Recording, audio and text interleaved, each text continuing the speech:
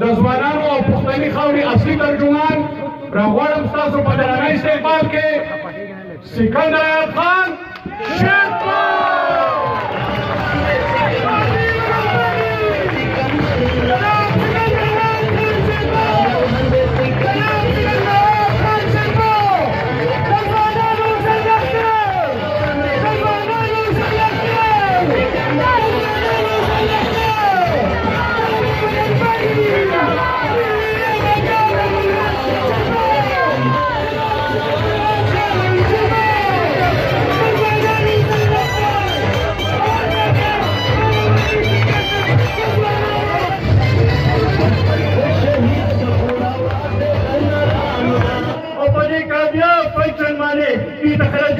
पेश कोमा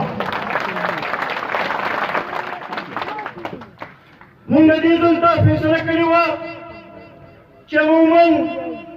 पयोमिता सिस्पानी मुंगा पेखोर की उधर सौकू अगीता द पेखोर द खोशो दिलोना खबर करी राशि उधर नरना मरकरी या गशत करता रात की नशी रखले तो दीजल मुंगा दा फैसला करा چې دا یو تاسیس مختلف ضلعو ته او مختلف ډویژنونو ته ملګرو له ورو چې زیات ملګري پکې شامل شي په دې خوشحالۍ کې نن دا پروګرام د یو کنونشن پروګرام و خو دلته چې زه دا تعداد وینم دلته کې چې زه دا ګڼه وینم دلته کې چې زه دا جذبه او جوش ستاسو وینم نو دا زه یقین سره ویلی شم چې دا خو یو تاریخي جلسه ده او انشاءالله دینه دا ثابتېږي چې د خلکو سترګې قومي وطن پارټۍ اړخته دي. قومي وطن پارټي زنده‌باد، قومي وطن پارټي زنده‌باد. عزتمندو اته کاله تېر شو په دې اته کاله کې ډېر څه مو لیدل ښه وختونه مو لیدل سختې مو لیدلې د کارکونانو وفا مو لیدله د کارکونانو جدوجهد مو لیدل د بې وفا خلکو بې وفایي هم موږ ولیدله خو زه په دې موقع باندې هغه ټولو کارکونانو ته هغه ټولو مشرانو ته چې څوک ثابت قدم پاتې شوي دي چې چا په هره موقع باندې د ملي رهبر جناب افسر احمد خان شیرپور حکم ته کتلي دي په هغې باندې ودرېدلي دي د قومي وطن پارټۍ ډسپلن ته یې کتلی دی هغې ټولو کارکونانو ته سلام پیش کوم. زه نن هغه باني کارکونان چې کوم نن موږ کې موجود نه دي خو هغوی یو جدوجهد کړی و د هغوی په سوچ په نتیجه کې دا قومي وطن پارټي جوړه شوې وه هغې ملګرو ته هم زه سلام پیش کوم د هغوی جدوجهد ته هم سلام پیش کوم. زه نن په دې ډېر خوشحاله یم چې یو طرف ته ما ته هغه ملګري ښکاري چې چا شهید وطن حیات محمد خان شیرپور سره کار کړو بل خوا ته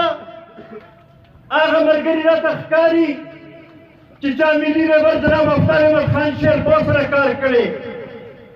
بل خوا ته هغه ځوانان هغه بچي راته ښکاري چې کوم زموږ را روان مستقبل دی چې هغوی نن دې پنډال کې موجود دي دا د دې شي طرف ته اشاره ده دا ښیي چې د خلکو قومي وطن پارټۍ سره مینه ده او انشاءالله دا زموږ دا جدوجهد چې دی دا به روان به وي دا به ودرېږي به نه هر قسمه روپۍ به ودرېږي به. قومي وطن پارټي زنده‌باد. موږ چې کله قومي وطن پارټي جوړوله د هغه وخت سره په دې سوچ سره جوړه کړې وه چې د پښتنو صحیح نمائندګي وشي. په پاکستان کې موجود څومره پښتانه چې دي چې هغوی ته خپل حق میلو شي، هغوی ته د هغوی ترقي وشي، د هغوی بچو ته روزګار میلو شي، تعلیم میلو شي، صحت سہولتونه میلو شي.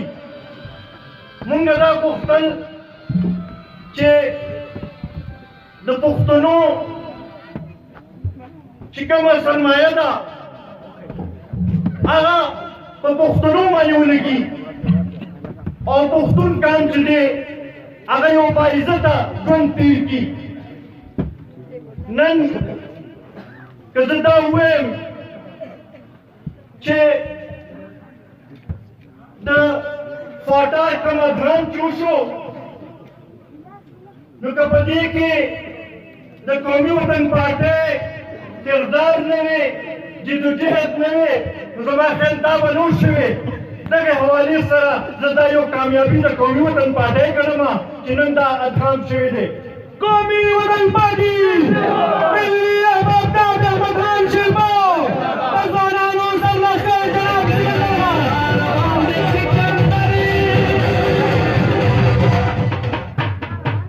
یو سره تیر الیکشن کې بعضې قوتونو دا نه غوښتل چې په پارلمان کې د پښتنو مؤثر اواز موجودي ده. نن کېدای شي دغه وجه ده چې موږ په پارلمان کې نه یو، خو د هغې باوجود د قومي وطن پارټۍ کارکنان، د قومي وطن پارټۍ عہدیداران او بیا ټولو کې زیات زموږ ملي رهبر جناب آفتاب احمد خان شیرپور چې د پښتنو لپاره کم کردار ادا کوي، نو موږ ټولو پښتنو ته دا ویل غواړو چې پارلمان کې به نه یو، په پارلمان نه به بهر یو، په د پښتنو سیاست موږ څوک نه شي اخیستلی، د پښتنو ترقي موږ څوک نه شي اخیستلی. ملي رهبر داود احمد خان شیربو عزتمندو، د دې تبدیلۍ د حکومت هم موږ ولیدله. په نور پاکستان کې خو یې 2.5 کاله وشو، خو زموږ خیبر پښتونخوا کې خو دا د 7 کال روان دی. کمې خبرې چې کړې وې، کمې وعدې چې کړې وې، هغې باندې نن موږ ته عمل نه ښکاري. تاسو نه تپوس کومه د صوبې خلکو، د مردان خلکو، د پنیر خلکو، آیا تاسو دې حکومت ته مطمئن ہے؟ تاسو دې حکومت ته مطمئن ہے؟ ستاسو مسائل دې حکومت کم کړي دي؟ ستاسو مسائل دې حکومت حل کړي دي؟ دا جواب چې دی دا د دې ملک ته ګوټ ګوټ نه داباسي لګیا دی. او بل خواته چې وګورو نو د تبدیلۍ والا چې دی هغوی یو بلې دنیا کې ناست دي. د نوي پاکستان خوبونه خلکو ته ښیي، د مدینې ریاست بنیاد خلکو ته ښیي، خو په چې عمل کې وګورو نو عمل کې په هغې باندې هېڅ قسمه عمل نه کېږي. نن په دې 2.5 کاله کې چې کومه ګراني راغله، نو زما خیال دی چې په تاریخ کې داسې ګراني موږ نه وه لیدلې. دې نه مخکې به هم ګراني راتله، یو نرخ به مقرر شو، خلکو ته به پته ولګېده چې یاره اوړه 10 روپۍ ګران شو، خلکو ته به پته ولګېده چې چیني 10 روپۍ ګران شو. داسې حکومت راغلی دی، داسې وزیر اعظم راغلی دی چې د روزانه په بنیاد باندې نرخونه بدلېږي. نن چې په کم قیمت باندې اوړه واخلو، سبا موږ ته په هغې قیمت باندې اوړه نه میلاوېږي. نن چې په کم قیمت باندې چیني واخلو، سبا موږ ته په هغې قیمت باندې چیني نه میلاوېږي. نن چې په کم قیمت باندې دوایانې واخلو، سبا موږ ته په هغې باندې دوایي نه میلاوېږي. صرف په دې دویم کال کې تاسو دې دوه درې سیزونو نه اندازه ولګوئ چې د 1947 نه واخله تر د 2018 پورې تقریبا 90 کاله تېر شو په هغې کې د وړو د 100 کیلو تیلې قیمت چې دی هغه 900 ته رسېدلی و او صرف په 2 کاله کې 1500 ته ورسېد یعنې ډبل نه زیات شو دغه شانتې د چینو قیمت د 47 نه واخلئ تر د 2018 پورې وګورئ نو 70 روپۍ کیلو پورې رسېدلی و صرف په دې 2 کالو کې دا دی تقریبا 115 روپۍ کیجي ته رسېد یعنې تقریبا نیم نه زیات شو نن هغه مزدور هغه غریب چې دیاري کوي او د خپل بچو نه 2 وخته روټۍ په مشکل را پیدا کوي هغه به څنګه ژوند تېروي چې اوړه په 1500 روپۍ توره شي چیني په 115 روپۍ کیلو شي دالونه چې دی هغه چې کوم ځای ته ورسېدل حتی چې کوم د ګوتې ذکر کوي هغه هم 180 روپۍ درجن ته ورسېدل دا به کوم ځای نه غریب به پوره کوي به نن وزیر اعظم صاحب 2 ورځې مخکې تاسو وکتل چې د کابینې اجلاس یې وغوښتلو او وایي چې ما د ګرانۍ نوټس واخیستلو زه به اوس په دې باندې توجه ورکوم وزیر اعظم صاحب دا دومره 2 کاله ته چېرته اوږده پروت وې ځکه چې غریبانانو خو د لومړۍ ورځ ته چې کله نه ستا حکومت راغلی دی هغوی همدغه چغه وایي همدغه جاري لګیا دي چې ګراني ده بېروزګاري ده مشکلاتو کې زمونږ اضافه کېږي لګیا ده ستا په هغې باندې هېڅ قسمه دغه نه اوس چې پي ډي ایم جوړ شو نو تا ته خیال راغی چې نه د ګرانۍ طرف ته توجه ورکول پکار دي او بیا په هغې کې ابتدا وې چې یاره دې تحقیقات کوو چې دا ګراني د کوم ځای نه راله ګراني وزیر اعظم صاحب ستا د پالیسیو نه راله ګراني د IMF نه چې کوم تا معاهدې کړي دي د هغې نه راله ګراني چې تا کوم نوټونه چاپ کړي دي د هغې نه راله کوم ځای نه نور راله هغه د خوراک څیزونه چې کوم دې ملک کې پیدا کېږي د هغې قیمتونو کې 15-20% اضافه وشوه دا خو مونږ په تېرو حکومتونو باندې نشو کولی دا خو مونږ دا نشو ویلی چې دا د PMLN حکومت د وجې نه دی دا د پیپلز پارټۍ حکومت د وجې نه دی نن وزیر اعظم صاحب دا قوم تا نه دا سوال کوي چې ته خپله کارکردګي مونږ ته وښایه څه چې شوي دي هغه خلکو ته معلوم دي تا خپل کارکردګي وښایي چې تا دې قوم له څه وکړل تا دې قوم کوم مسایل حل کړل تا دې غریب لپاره څه وکړل نن دا خبره ثابته شوه زمونږ مشر چې کله د 2018 الیکشن شو هغه وخت کې دا خبره کړې وه نن دا خبره ثابته شوه چې سلیکټډ حکومت چې دی هغه د خلکو مسایل نشي حل کولی جعلي سیاستدانان په خلکو باندې که مسلط کړی شي هغوی د عوامو په نبض باندې لاس نشي ښودلی هغوی د عوامو په مسایلو باندې نه پوهېږي هغوی د عوامو دغه دی ستاسو مخامخ ته چې بجلي لاړه شم PTI شم PTI شم عزتمندو جنریټر ولګوئ نننې بیان مم تاسو د عمران خان کتلی چې اوس به قوم نوی عمران خان ویني د هغه نوی پاکستان خبره هم ده کړې وه مونږ ولیدو چې د هغې حال څه ووتلو اوس که ته ډېر نوی عمران خان خبره وکړې په هغې باندې د خلکو مسایل نه حل کېږي د خلکو چې دې مشکلات نه حل کېږي کینې جمع به یې کوو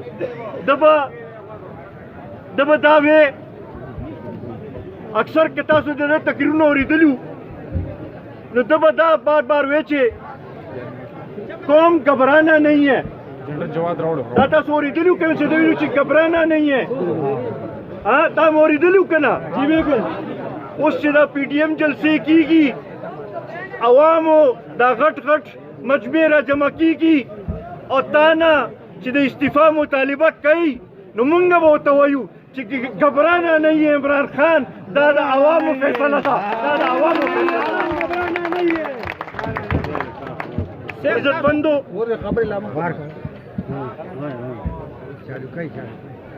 زه دې موقع باندې چونکې ثوابې په خوره ولاړ یو دلته کې یو مخکې د یوې پارټۍ مشر راغلی و